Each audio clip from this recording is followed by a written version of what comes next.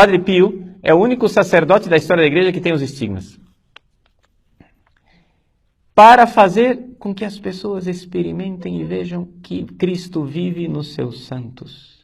E Cristo vive nos seus santos de uma forma extraordinária na vida do santo Padre Pio de Pietrelcina. Assim, eu acho que o Padre Pio é um santo providencial porque ele faz com que nós, homens céticos, modernos do século XX, entremos em contato com uma série de milagres que nós só ouvimos falar na Idade Média. Entendem? Os milagres que aconteceram na vida do Padre Pio são tão clamorosos, é um negócio assim tão extraordinário, que você diz, bom, se aconteceu na vida do Padre Pio, atestado por médicos, por laudos médicos, por radiografias, exames de sangue, cirurgias, médicos do século XX, se aconteceu esse milagre na vida do Padre Pio, então por que não na vida de Santo Antônio no meio da Idade Média? Compreendem? Porque quando nós, homens céticos do século XX, lemos os relatos dos santos medievais, dos santos do passado, a nossa tendência é interpretar aquilo tudo como sendo uma criação quimérica, um negócio assim, isso é o povo daquela época que tinha fantasia, olha só a fantasia do homem medieval. Mas quando você vê o Padre Pio, o negócio não é medieval, o negócio é agora.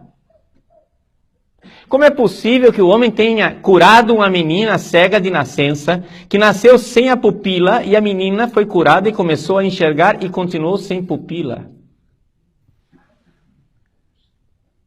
Isso atestado medicamente. Ou seja, os médicos, essa menina não tem pupila, ela não enxerga, e no entanto estava enxergando. Como é possível?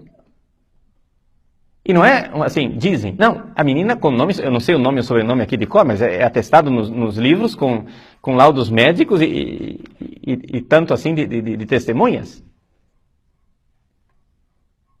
Casos extraordinários, como por exemplo, o caso de uma senhora que levava uma criança recém-nascida para ser curada pelo Padre Pio, a criança tinha sido desenganada pelos médicos.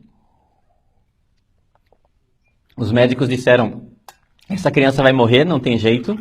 A mãe, contrariando os médicos, tirou a criança do hospital, colocou a criança no trem com ela, viajou de trem para Pietrelcina com a criança recém-nascida, agonizante. No meio do caminho a criança morreu. A mulher escondeu o cadáver da criança dentro da mala. Uma mala de plástico dentro da qual qualquer criança teria morrido sufocada. É impossível que aquela criança estivesse viva. Para não parar o trem e ter que levar para o necrotério, etc., ela escondeu o cadáver da criança dentro da mala, chegou até San Giovanni Rotondo, entrou na igreja onde Padre Pio estava saindo do confessionário naquele momento e estava na presença de um médico. Providencialmente havia um médico ali. A mulher vê o Padre Pio, tem uma crise histérica, começa a gritar, abre a mala e mostra o cadáver da pequena criança. Padre Pio toma o cadáver nas mãos, olha para a criança, chora e diz, "Ma guarda, é viva." E entrega a criança viva nas mãos da mãe. O médico que estava ali presente disse, era impossível que aquela criança estivesse viva. Eu vi a mãe tirar a criança de dentro da mala. Qualquer criança teria morrido sufocada.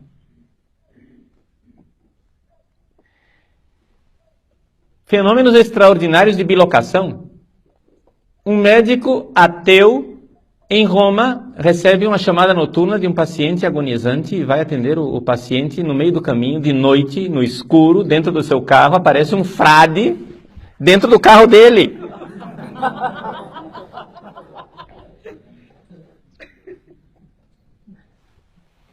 Ele olha para o frade, sem acreditar no que está vendo, passa a mão e não tem nada.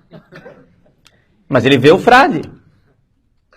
E o frade diz para ele, o paciente tem tal doença, você vai tentar este tratamento, não faça isso porque não vai dar certo, faça tal outra coisa que vai funcionar.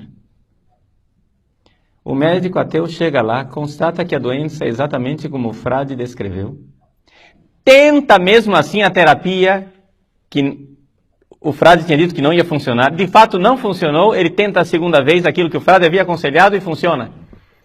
Quando finalmente ele descobre quem era o frade, porque viu uma foto de São Pio e reconhece o frade daquela noite, ele vai imediatamente para São Giovanni Rotondo. Quando chega lá, o Padre Pio está rodeado de pessoas, um número enorme de pessoas ao redor do Padre Pio. O Padre Pio vê o médico que entra na sala e diz para ele: fulano, que belo médico você é, né? Precisou da minha ajuda para dar certo.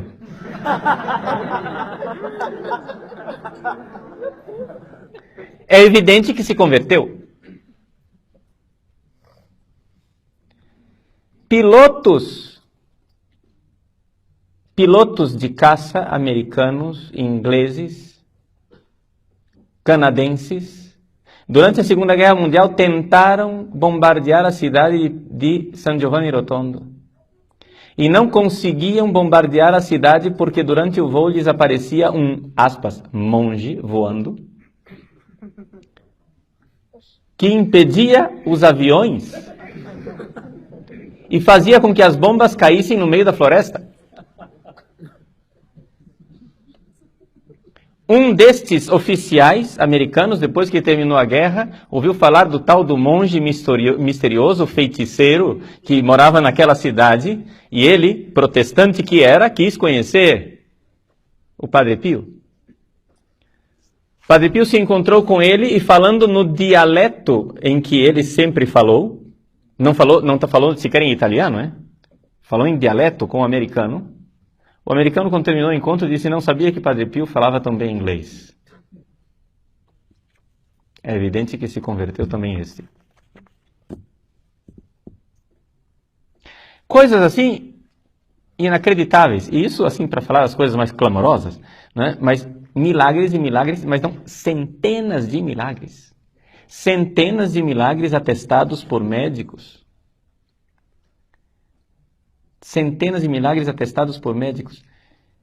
E ver aquele homem com aquelas chagas, sofrendo, casos, assim, carregando o sofrimento de Cristo no seu corpo. Padre Pio, antes de receber as chagas, ele tinha febre de 48 graus, de 58 graus. Colocava um termômetro nele, ele estourava os termômetros. Não havia termômetro humano que medisse a temperatura dele. Eles pegavam um termômetro de banheira para conseguir medir a temperatura de Padre Pio. Era medicamente impossível que aquele homem estivesse vivo com aquela febre. E, no entanto, estava lá. E o Padre Pio dizia muito acertadamente: eu sou um mistério para mim mesmo.